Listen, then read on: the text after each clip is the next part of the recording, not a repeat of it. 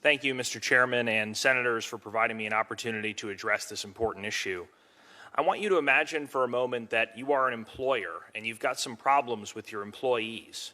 When you hired these employees, they promised they would do exactly what you asked of them. But once they got the job, they became a nightmare. They stopped listening to you and started using the job to line their own pockets. They took the company credit card and racked up more debt than you could afford to pay back. They became so obsessed with keeping their jobs that they forgot to do their jobs. And after all that failure, all that disappointment, and all that incompetence, your employees came to you and said, "We deserve a raise." If you're a reasonable person, that should make your blood boil. And yet, that is exactly what it feels like to be an American taxpayer. The first three words in our Constitution are "we the people." It's written larger than anything else because the framers of that document, the architects of our republic, wanted to remind you at all times who's in charge. We the people. We are your employers, and you have an obligation to listen to us. So I come to you with a message from the American people. We demand term limits for members of Congress.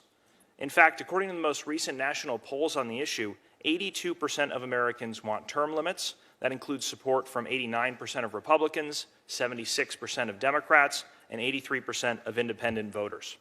This is not a left or right issue. This is an American issue. In fact, term limits could be the only issue with support from both President Trump and former President Obama.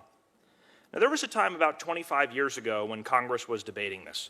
Nearly every opponent of term limits up here had the same rebuttal: experience, experience, experience.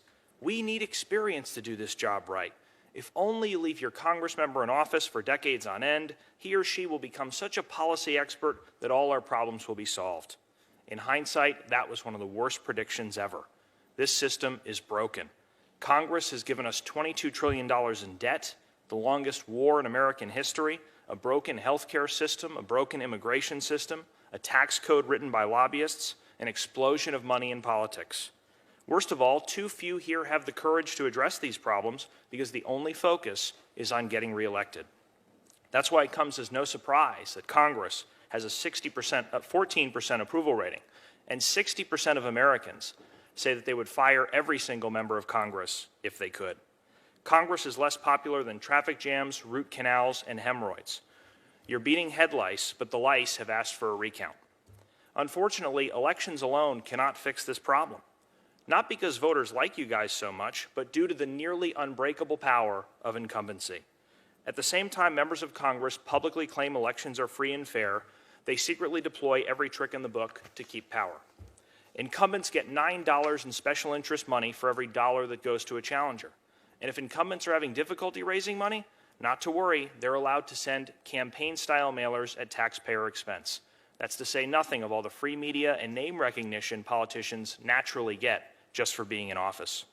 The incumbent advantage creates a barrier to entry for everyday Americans without the connections to fund a campaign. It is the case for term limits. Elections may in theory be capable of dethroning incumbents, but that isn't how it works in the real world.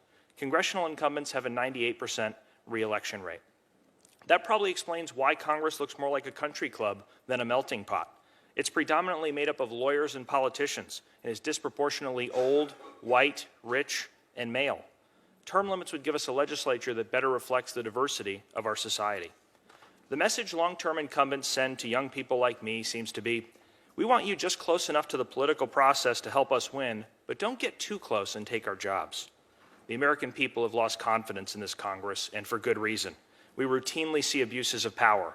18 months ago, it was revealed that members of Congress were secretly using taxpayer money to settle lawsuits, some for sexual harassment.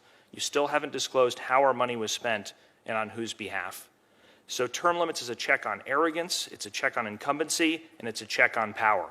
It's a way to restore political courage while bringing fresh faces and ideas to Washington. As Ben Franklin said, for the rulers to return among the people was not to degrade them, but to promote them. As Kanye West said, no one man should have all that power. Here's the dilemma we face. Over 80% of Americans want term limits to happen. Donald Trump and Barack Obama want it. It is being blocked purely by the self-interest of Congress. If this were a trial, you all would have to recuse yourselves because there is a colossal conflict of interest. If term limits pass, you won't stay in the limelight forever. You won't be the center of attention, and some people might even stop laughing at your jokes. You'll have to become ordinary citizens. And that is, my friends, the entire point. We're asking you to do what's right and listen to the people you represent. It's time to bring the gravy train into the station, end the reign of career politicians, and give Congress back to the people. Please support Senate Joint Resolution 1 for term limits. Thank you. Thank you.